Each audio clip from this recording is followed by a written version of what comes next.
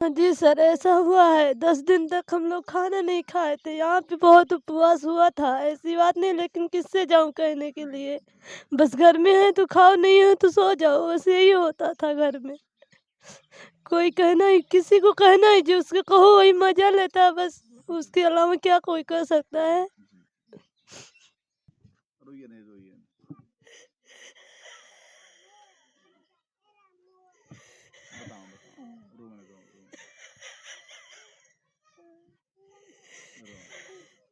भैया कब तक की जिंदगी रही, चारों बच्चों के देखो।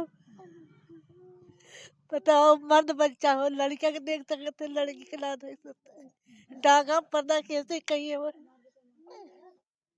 बताओ, माँ होती तो उनका कुल सुख सोचती। अब बताओ, लड़की जात कैसे अपन बगी है अपन। बताओ तनी, एकदम मारी नंबर बर्बाद कर दे।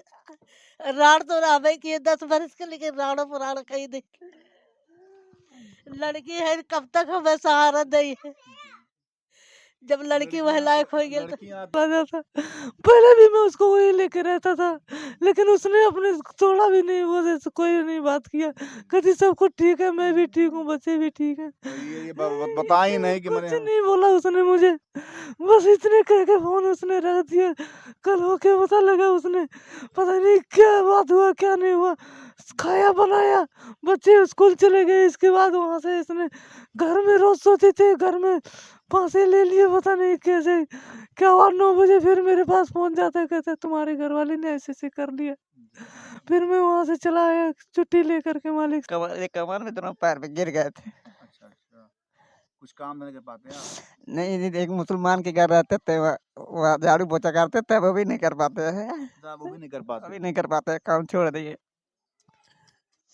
देख लीजिए, इन्हीं की इतना जुबान है कि बेचारे जैसे प्रयास तो की। उससे दूर कभी नहीं रहता था, 10 साल से मैं उससे कभी नहीं दूर हुआ।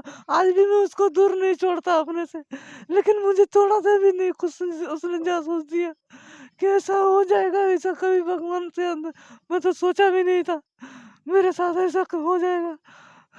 नहीं गई थी क्योंकि हम किसी से बातें नहीं करते थे। दिन में तो हम पूरा दिन काम ही करते रहते, शाम को आते सो जाते थे, हम किसी से नहीं बात करते थे।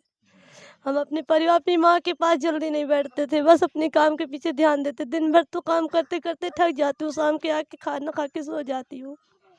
पढ़ाई लिखाई कुछ हो नहीं पाया? पढ़ाई लिखाई सर हमारे पिताजी खत्म हुए थे, उसके बाद हमने पढ़ाई छोड़ चुकी थी। अच्छा, अच्छा। हमने पढ़ाई नहीं किया है, बस 9 तक पढ़ाई किया था, बस अपने ही कमाई से सरकारी पढ़ाई किया हूँ मैं। मतलब पापा जब तक थे तब दिक्कत नहीं था। जब तक पापा थे तब तक तो हम कक्षा 8 में पढ़ते थे। इसके बाद हमारे स्कूल में नाम लिखाया, हम उसके पेपर नहीं दे पाए थे सर, गरीबी के लिए हम पेपर नहीं दे पाए, फेल हो चुके थे हम। इसके बाद पढ़ाई नहीं किए हैं। कहीं न कहीं से जो परिवार में एक अहम हिस्सा होता है, आप लोग जानते ही हैं कि जो नंद हैं, सास हैं, इन्हीं से तो परिवार चलता है। तो कैसे भाभी से कौनो झगड़ा झंझट कभी भेल हन आपसे? ना कहियो ना झगड़ा भय रहन हमसे उनसे। हमसे ना केहू से ना झगड़ा होत रहन। अच्छा, तब हुँ अपन कौनो दुख सुख कहे होंगे। कुछ ना कहा देन। जब वो लड़के बच्चे परेशान हो तो कहाँ डॉक्टर के दिखावे, डॉक्टर को दिखा उठत रहन, ना डॉक्टर घर ही आ जात रहन। कोनो परेशानी कोनो दिक्कत उन्हें कुछ ना भय ना हम लोग कुछ कहे रहे। खाना ना बनाए नहीं, लड़की ने खिलाई नहीं, अपना भी खाए नहीं। एक लड़की स्कूले ना आ रही, ओकर बैग बाहर निकाली नहीं, बैग निकाले के बाद तो अंदर से बंद कर लेना। हम लोग सोचे सोवत हमेशा हम सोवत हन, वो दिन भी हम सोवत हुई हैं। तो हम लोग ना आधा आधा 2 घंटा तक के ना जगाए, ना कुछ बोले। तो उनकी बेटी रही, कहा तो मम्मी पानी ले। तब बीच वाली बहन के कहा तो भाभी उठ पानी दे दे बिटिया के। तब ना बोला था। इनके बाद दरवाजा वरवाजा ठकठकावत है, कोनो आवाज़ है ना आवे। तब भैया ये रहे तब पीछे से देखें तो लटकी हुई थी उसी में। कभी-कभी आप जानत हुई हैं, मतलब समाज में तमाम ऐसन घटना हो जात बा। किसी अन्य लड़के से कोई उनकी बातचीत नहीं कोई हो रही बात थी? नहीं थी। अगर कोई हंसी मजाक लड़का करता था, उसका दिमाग भी में नहीं रखती थी। और कोई अगर गांव का देवर वेवर लगता था तो बिल्कुल नहीं बोलती थी वो, बिल्कुल। वो तो हमेशा कहती थी हमारा हस्बैंड है, इतना हमारे लिए बहुत है। मतलब अपने हस्बैंड से अपना खुश थी, मतलब किसी से कोई किसी से गाली-गलौज? कोई मतलब भी नहीं था। अगर कोई हंसी मजाक करता था उसको टाल देती थी दिमाग से। कभी कुछ भी नहीं की। अब तो घर परिवार की स्थिति जो है, मतलब कि भी है कि आप लोग मजदूरी करके अपना घर परिवार चलाती थी। सब 3 बहनें तीनों मजदूरी करते थे। भाभी खुद जाती थी हमारे साथ मजदूरी करने। हाँ, भैया नहीं, भैया से चुप के जाती थी, कह रहे भैया सुन लेंगे तुम्हारे बोलेंगे। लेकिन जब पास उसमें जाती थी तो साथ में हम लेके जाते थे। अलग भी रहती थी और जो पैसा सब भैया था भाभी को ही आपने दे दिया। हाँ, भाभी हम सब लोग जैसे चूल तो अलग था, लेकिन सब कुछ मिल कर के करा जाता था। मतलब पिता तो थे नहीं जो है कम से कम अपना जीवन उसी में बिताना था। पिता नहीं थे, सब लोग जीवन एक ही साथ गुजारते थे। हंसते खेलते जिंदगी चल रही थी। जी, जी। गरीब बेशक थे, लेकिन पता नहीं इसके दिमाग में क्या आया क्या नहीं आया, कुछ भी नहीं, किसी से नहीं बताई है।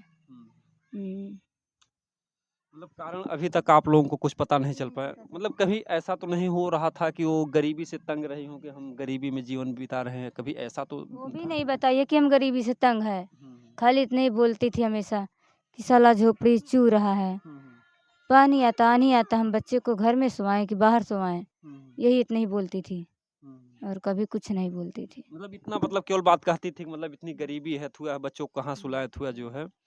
और कम से कम एक आपके पास बच्चे हैं कि नहीं? नहीं, हमारे पास बच्चे नहीं हैं। क्योंकि आप एक माँ थी, कम से कम अगर किसी से नहीं उनको मोह था तो कम से कम जो 4 बच्चे थे उनसे तो उनको ममता रखनी चाहिए। कोई ममता नहीं, वो बच्चे 2 बच्चे स्कूल चले गए, ये छोटा वाला घर पे था, इसका नहीं देख पाई हो कि पीछे घूम कर हम अपने बेटा को देख लें। किसी से कुछ ना बोली न चाली, कुछ नहीं, क्या हुआ अब अंदर जाके वो क्या सोच ली कि लटक गई। तो देखिए कम से कम ये जो परिवार की स्थिति है, आप लोगों में मतलब इतनी गरीबी का दिन चल रहा था, कभी-कभी उपवास भी हो जाता है। हाँ, हो जाता है 10 दिना, कभी-कभी, कभी दिन 1 दिना, 5 दिन ऐसे से कभी हो जाता था। जैसे भाभी भैया अलग रहते थे, आपकी माँ का खर्चा-वर्चा कैसे चलता था? हम लोग मजदूरी करके देते थे, नहीं भैया कभी-कभी दे देता, छोटा वाला कभी दे देता था, तो छोटा वाला तो कम कमाता था। हम लोग हमेशा 150-200 रुपये कमा लेते थे, अच्छा। उसी में चलता था। आप लोग समझ सकते हैं कि ये लोग जो है मजदूरी करके अपना जीवन किस तरीके से बिता रहे थे और कहीं न कहीं से जो इस परिवार की स्थिति है वो काफ़ी दयनीय है और काफ़ी दर्दनाक है। और मैं तो कहूँगा कि यहाँ के जो भी नेता हैं, विधायक हैं, सांसद हैं, ऐसे परिवारों की अगर आप लोग मदद कर देंगे तो आपको ऊपर वाला दुआएँ देगा। मैं अक्सर देखता हूँ कि गरीबों के घर कोई नहीं जाता है, जब बड़े घर कोई घटना होती है। क्या भैया कोई आया था यहाँ पर अधिकारी? नहीं, कोई नहीं आया अधिकारी उधर। कोई नहीं, वो लोग बुला ले हैं, आइए बैठिए थोड़ा। तो कहीं न कहीं से देखिए जो बड़े अधिकारी हैं वो बड़ों के ही घर जाते हैं, लेकिन अगर आप गरीबों के लिए कहते हैं ना, जो भूखा हो उसको भोजन खिलाने से जो है पुण्य मिलता है।